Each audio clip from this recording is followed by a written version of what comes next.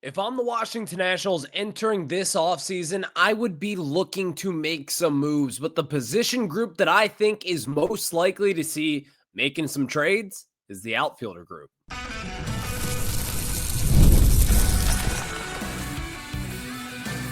You are Locked On Nationals, your daily Washington Nationals podcast, part of the Locked On Podcast Network, your team every day.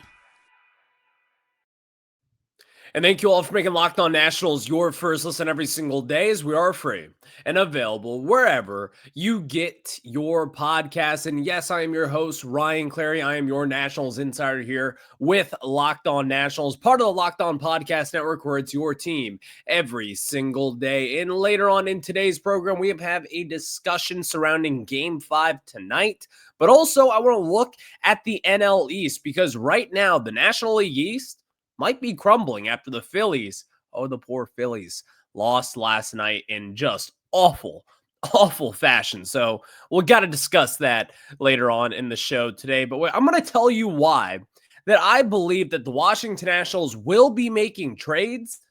And with that in mind, I think they will be trading one of the Nationals' pretty key outfielders. I'll tell you who that is. But today's episode is brought to you by FanDuel. And right now, new customers can bet just $5. And if your bet wins, you'll get $300 in bonus bets to use across the app. So download the app today. So I expect that the Taboni era will be started this season, and they will be making changes. We discussed some of the off-field changes yesterday, as some of those moves are still happening as we speak today. But right now, I want to talk about the on-field guys and the players, and more importantly, the outfielders. This is a very loaded position. And right now, if you're Taboni and the rest of the Nationals organization, you feel good about Dylan Cruz in center field. You feel great about James Wood in left field for the duration of the future here. And then you also feel great about where Dalen Lyle is. Those are your three positions that you will not see touched at all this offseason, at least in my opinion.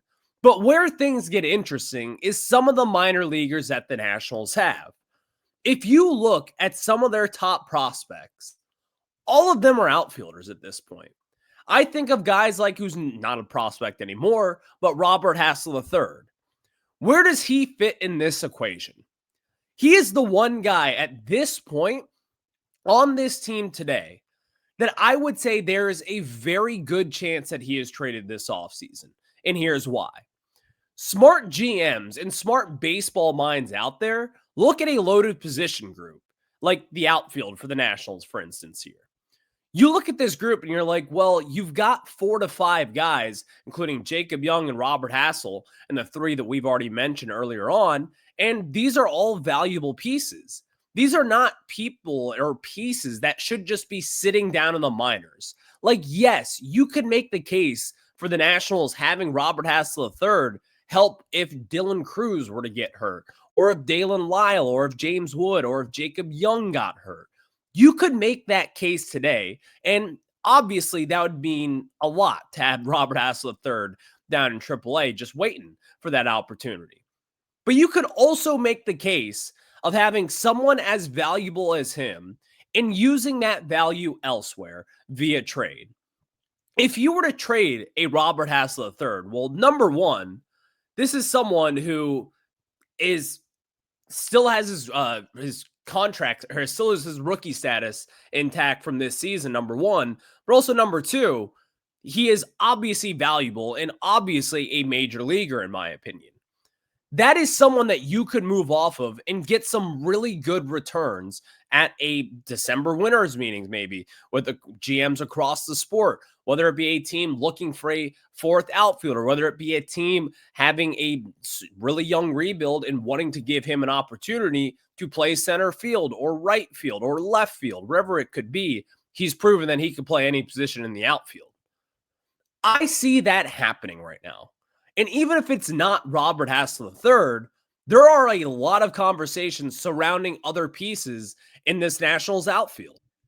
Andrew Pinkney is the first one that I think of right now as far as some Nationals prospects down in the minor leagues. And there are a couple more that we'll jump into in just a few minutes. But with where Andrew Pinkney is right now, this is someone who was a fourth round pick back in 2023, which was a pretty good Nationals class in that MLB draft, obviously. But Pinkney has performed at each and every single level. In this season, he may have just put together his best minor league season from start to beginning. Because when he was drafted, he worked his way up to Double-A Harrisburg in that 2023 season. Last year spent time in Harrisburg and then got shipped up to Triple-A Rochester around when James Wood got called up last summer. Andrew Pinkney is one of those guys where I look at him and the idea of him really makes sense. In this season, had 20 home runs, stole 34 bases. Like, that does not come around too often. And that right there is value in itself. In the second half that he had in AAA was probably the most impressive feat of Andrew Pinkney's career. And also, by the way, he plays great defense. Maybe the Nationals look at him at this point and say, well, you got to have someone down there. And we may just pick Andrew Pinkney to be that guy to just kind of marinate down in the minors, add him to the 40-man roster eventually so he doesn't get plucked away by another team. And when his time is coming, because, of course, injuries are going to happen this year. You saw it with Cruz. James Wood could get banged up. Dalen Lyle could get banged up. He certainly had some injuries in the past, like a torn ACL back in high school that he recovered from. And also, you've seen him with a back injury at last year's spring training. But Andrew Pinkney is kind of one of those guys where we don't necessarily talk about him too much. But I can tell you this, the old Nationals regime loved this guy. They thought that he was one of the most toolsy outfielders in their system. So I expect a savvy new group here with Taboni to look at him and probably say the same thing. Some people get too lost in the numbers, in my opinion. But if you just look at the tools of what Pinkney provides this team, power, speed, good defense. He gets on base. He's got some power. And again, is that kind of five-tool player who obviously is not going to come up here and hit 30 home runs and steal 40 bases for this team. But obviously he has some talent that can certainly help you. Kind of reminds me of like that Michael A. Taylor profile, that power, the speed, and also really good defense. That's what Pinkney kind of reminds me of. And so if I were to kind of put Robert Hassell III and Andrew Pinkney together at this point, I think that you could probably get more value in return for Robert Hassell III. That's why I think I would rather trade him away and keep Andrew Pinkney down in the minor leagues, at least just for now. And maybe the Nationals go out there this season. They're like, you know what? We're going to go shop Jacob Young. We think Jacob Young is going to get the most value in return. This is someone who is legitimately one of the best outfielders in all of baseball. A great arm, covers a ton of space out in center field, and would probably win a gold glove on a winning ball club. He certainly should have been in the conversation last year. He was a gold glove finalist in center field. Really should have won the award. But looking at where he is today, I think that he's just a fourth outfielder. And maybe if you tap into some talent, if he gets his OPS right around 700 or so, or even like a 680 to a 700 in that area, that is someone that you could play each and every single day. But as far as like Andrew Pinkney goes, and another guy like a Christian Franklin, these are kind of pieces that you might want to retain and you might want to hold on to. But for how long? This outfield group right now is so loaded and it's so deep, and they do have those waves of guys that will be coming up to the majors probably in the next few seasons. So at some point, you're going to have to look at this group and say, well, we're going to have to move off of some of them. And we're going to have to move that value that we have in the outfield and spread it around the diamond, whether it be having pitching prospects come back in return for some of these guys, whether it be first baseman, corner infielders, middle infielders, catchers. Those are the positions that where the Nationals probably need the most from at this point. Their outfield group is really good. Again, you've got the waves of prospects. These are guys that we haven't even talked about, like a Sam Peterson type who killed the ball in Wilmington this season. You've got guys like Christian Vaquero, who was one of the better defensive center fielders in all of minor league baseball this season with the Fred Nats. And you have some guys like way down the road. I mean, obviously, we mentioned a lot of these guys over the years, but you understand the point, I think. Right now, with where the Nationals are defensively and where they are really with their outfield group, you could move off of some of these guys and get some value in return and place it elsewhere. If I'm Taboni right now, I'd be working the phones this sometime this November, December, January, whatever it could take. And I'd be trying to work a trade with some of these outfielders who are major league ready. Like again, Andrew Pinkney, probably major league ready at some point this upcoming season. Christian Franklin, in my opinion, was major league ready and could have gotten the call up. Robert Hassell III, obviously major league ready and is ready to make that jump into the majors and have a full-time position. Jacob Young, though, that's your fourth outfielder. In your three spots right now in the outfield, they're all locked up. So I expect right now that the Nationals will be making some trades. And if they do make some trades, it's going to start in the outfield. That is your most loaded group.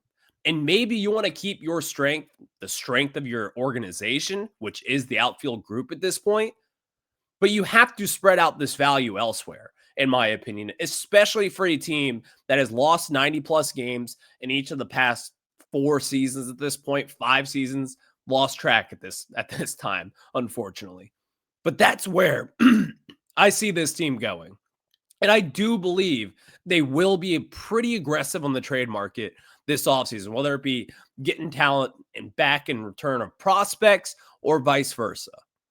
Expect them to work the phones, especially when it comes to the outfield market. Speaking of some things that you might expect, though, you might expect the NL East to be really good because, quite frankly, that was one of my fears for the Nationals is that if you look around the NL East, this is a loaded division. But is it? Let's talk about that after this. And now let's tell you about our friends at FanDuel. The NFL season is here, and FanDuel has an offer that you don't want to miss. And right now, new customers can bet just $5 and get $300 in bonus bets if you win. That's right. Pick a bet, put down $5, and if it hits, you'll unlock $300 in bonus bets to use across the app. And I love how FanDuel gives me so many ways to play. I built parlays, tried player props, and even followed the live lines during games. Like, for instance, last night, Cam Scattaboo, multiple touchdowns. I had him as a 2+ touchdown scorer in yesterday's game with a Giants money line, but also a Jalen Hurts anytime touchdown score. And man, was that game fun to watch the Eagles lose, but also win my money back with FanDuel. So it makes watching football just that more exciting. And when you've got a little something riding on the action, it's just incredible. So what are you waiting for? Visit FanDuel.com to download the FanDuel app today and get started. Again, that is FanDuel.com and download America's #1 sportsbook. Again, visit FanDuel.com. And we are back as I am your host, Ryan Clary. You can catch me over on Twitter at RyanClary11. And if you have not done so already, look up Locked On Nationals wherever you get your podcasts. The NL East. This is something that honestly, I don't really think a lot of people expected, but could the NL East be crumbling as we speak? As we saw in last night's game, the Philadelphia Phillies, those poor Phillies, poor Phillies, lost in epic just fashion. For those of you who have missed it, let's just talk about that real quick. In the 11th inning, you saw one of their main bullpen pieces, Orion Kerkering is how you pronounce his name. And this is someone who is actually pretty solid for the Phillies this season. We saw him go against the Nationals a handful of times, but with bases loaded and with Andy Pages up at the plate, there was a ground ball with 2 outs, bases loaded, bottom of the 11th inning tied ball game, win or go home game for the Philadelphia Phillies. And if they won, they're going back to Philly. So that's a big deal for them. And in that situation, Pages hits the dribbler back up to the middle. Orion, he kind of fumbles it a little bit and panics and throws it home and threw it right over JT Realmuto's head. Just an epic loss. And I think that loss really just kind of puts together of what could be happening to the NL East. Right now, the NL East, in my opinion, is still one of the better divisions in all of baseball. I think the NL East will be very good this upcoming season. We could talk about the AL East. I think they're in the same category. The NL West could be okay as well. But the NL East is a very good, very competitive division. If you look at it this season, obviously the Mets did not live up to expectations. But let's get into what could be happening in 2026. The Phillies MVP was Kyle Schwarber. He is going to be a free agent this offseason, and there is a lot of speculation surrounding some big market teams that could be going after him, including like the Chicago Cubs, who have a Game 5 coming up in tomorrow's Saturday slate for playoff baseball. You've got the Cubs in on him. I mean, I've seen people talk about the Reds. I don't think that will happen, but I certainly see that being a possibility. It's a hometown kid there in Cincinnati. You could talk about a team like the Astros, maybe, who could use him. The New York Mets, who is an NL East team, obviously. Maybe the Yankees or the Red Sox could be in on Kyle Schwarber. I think there is a real chance the Phillies lose Kyle Schwarber, and that is obviously going to hurt them in a big way. And then even furthermore than that, Christopher Sanchez had an unbelievable season. I think he is a great pitcher, but can he replicate this going forward? I'm not so sure. Let's talk about the Mets now. This is a pretty simple thing to explain, in my opinion. I believe in sports curses. I genuinely do. I believe it with my NFL team here, with formerly the Washington Redskins, now the Commanders. Like, good things do not happen to our team. It's just simple as that, being a Commanders fan. The New York Mets are in that same sphere at this point. The New York Mets cannot get out of their own way. Whether it be epic bullpen collapses, whether it be really bad injuries that are obviously unfortunate, no one's going to be rooting for that, but weird things happen to them, and weird fall-offs happen to them. Having a top payroll in baseball this season did not matter to them. They won 83 games in which they should have won at least 95. And they had this epic blow up that, quite frankly, was unprecedented from a lot of people in baseball. Everyone expected the Mets to be there at the finish line. But unfortunately, or fortunately for us, they blew up. And that is what the Mets do. And I love Juan Soto. I don't root for him, but I love Juan Soto. You look at him and what he could provide for a team. Obviously, he's going to be the ringleader for the Mets, and they've got talent all over the place. But that captain is Pete Alonso, and he is also a free agent.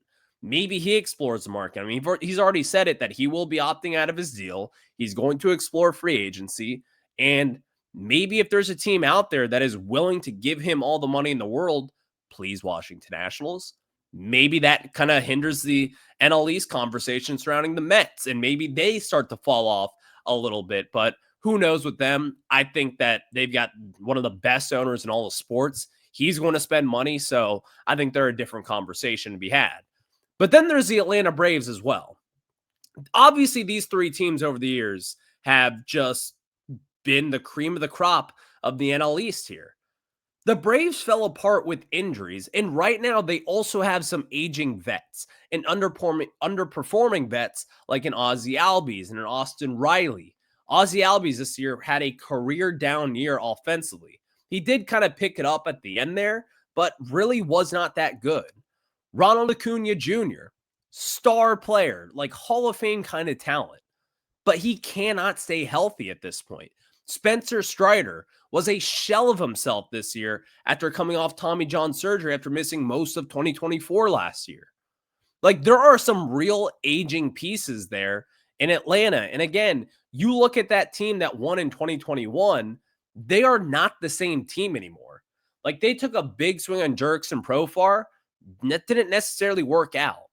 They've got some really good pieces, young pieces like Drake Baldwin, who's going to win the Rookie of the Year this year in the National League. He's someone that is a big building block for them. But still, their pitching lab that was once just brilliant and they were just throwing out top prospects and they were doing great and reaching themselves in Cy Young conversations, that was not the case this year.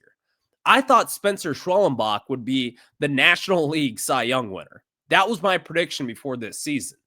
He was not close to that. So they are even starting to fall apart. But then you have a team like the Marlins. I think the Marlins will be solid in 2026, and they're going to have some losses added to the Braves and the Mets and the Phillies because I think their pitching will be really good. I say all of this to say that the Nationals will not be in the playoffs in 2026, but do not be surprised if they are more competitive. And obviously, there's a whole offseason of playoff here. Like, you got to add, you got to get better. Taboni's going to have to really just kind of reach in his bag and hopefully pull out a diamond for this team. We don't know if we can do that at this point. Is that sustainable? Those are all questions that we have right now, and they're fair questions at this point. But the things that we cannot control, I kind of looking into my magic 8 ball, and I'm seeing the Braves kind of fall apart a little bit. I'm seeing the Phillies potentially losing one of their clubhouse guys, and Nick Castellanos falling apart, and some of their pitching who maybe overperformed this season. I look at that. And then the Mets, they're just the Mets. They'll be solid, but they're not going to win in October. I guarantee you that much. I don't know. Maybe I find myself being extra positive after watching the way the Phillies lost last night. And again, it was incredible to say the least. But the NL East, as talented as it is, there is some room for kind of fall offs to happen. And I do expect that this season. The NL East, in my mind, is still one of the better, most competitive divisions in all of baseball. And some of these rivalries within the division, a lot of teams like to beat up on one another. And it just doesn't, obviously, this is every division in baseball, but I do think it is a little more special with the NL East with big markets like New York and Philly, Atlanta, DC. Then you have Miami doing whatever they are doing. So watch out for that going forward, though. I would be really interested to see what happens across the NL East this season. And what we thought was a big, mighty, scary National League East for probably the next 5+ years may not be that way anymore. And last night with the Phillies and the way that they lost could be a sign of new times coming for the Washington Nationals in the NL East. But let's get into some Game 5 action tonight. I know we don't really talk too much about other teams in there, but the Nationals still have a dog in this fight, and that dog is Kyle Finnegan.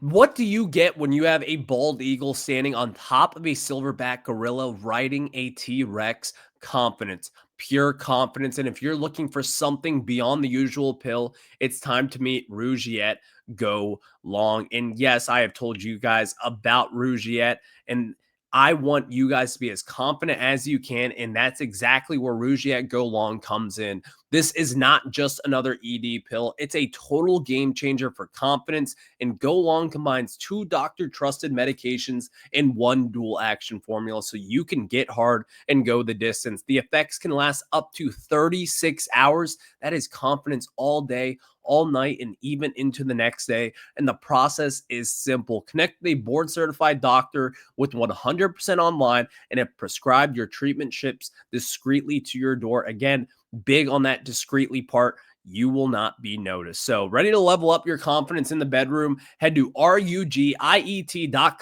and use promo code LOCKEDONMLB for 15% off your first order. That's rugiet.com, promo code LOCKEDONMLB. Make sure to use our code so they know that we sent you. And there is a game 5 tonight, and man, do I miss watching game 5s in postseason baseball. And it brings back some good memories of the Washington Nationals and Ryan Zimmerman and some of the good moments, but also some of the bad moments. Back in 2012, you think of game 5 with the Cardinals. I think of game 5 against the Cubs. I think of it against the Dodgers. Like, yes, there are some bad moments, but also there are some great moments with game 5. And that's because Howie Kendrick, Washington Nationals legend, grand slam, top of the 10th inning, take the top off Dodger Stadium. So good things for those game 5s, at least in some cases. But in tonight's matchup, you have got just an incredible pitching matchup, in my opinion. Tariq Skubal against George Kirby, a pitching matchup that everyone will want to look forward to. In his one start this postseason, he had 5 innings pitched and 8 punchies for Kirby there. And then Tariq Skubal, I mean, is there a better pitcher that you want in a big-time situation than your reigning Cy Young winner? He's probably going to win it again this year. And in his 2 starts so far this postseason, he has 23 strikeouts in 14 2/3 innings with a 0.82 whip. I mean, come on. Just stupid numbers from Skubal at this point. This is going to be one of those fun matches. But for Nationals fans out there, we do have a dog in this fight. In fact, we've got 2 dogs in this fight. You've got Victor Robles, who will be at some point in this lineup tonight with the Mariners, whether he's batting 7th, 8th, or 9th, he'll be in there. And then you also have Kyle Finnegan, who's just traded to the Tigers, and he is used in a very fascinating way. So with Kyle Finnegan, we have seen him go multiple innings pitched at a time. When he was with the Nationals and he came in the 8th inning and then had to come back in the 9th inning, I would go to FanDuel and I would bet like, oh, the opposing team is going to win this game. He could not survive multiple innings with this team, but he has changed up his approach with the Tigers. He is throwing primarily splitters with them, and it has worked. He has been really good for the Tigers so far. So he is going to pitch, I would think, at some point in this game. But if I'm the Tigers, and if I'm AJ Hinch, I am riding Skubal until his arm falls off. This is your ace, and you have got to lean on him in this situation. Yes, you may be thinking about the ALCS and like, oh, he might not be able to pitch until game 3 or game 4. Does not matter. You have to win tonight. So if I'm the Tigers, I'm riding Skubal, and maybe you see Finnegan come in. But if he gets into some trouble early on and the Tigers decide to pull the plug and they go with the bullpen game, Finnegan has been used in that 5th, 6th inning role, and he's been eating up some good quality innings for them. And then on the flip side of it, Victor Robles. Victor Robles is someone that I think will be a pretty key part in tonight's game. And just by the way, I feel like it's the most Victor Robles thing ever if he were to have some massive playoff moment tonight. And if you look at him, I mean, again, the other day he had 2 walks for the Mariners there. He had that one big hit on the previous game before that in game 2 of the series, or game 3, I believe, actually, now that I think about it. But Victor Robles could be playing a key part in this. So if I'm the Nationals and their fans right now, you've got some dogs in the fight tonight. Kyle Finnegan with the Tigers. We love Finney. And then also Victor Robles, the 2019 World Series champion. He's been there. He's done that. Being that kind of clubhouse leader there, that's going to be something for him. So we'll see what happens tonight in game 5 of that ALDS series between the Mariners and the Tigers. Cannot wait for that action tonight.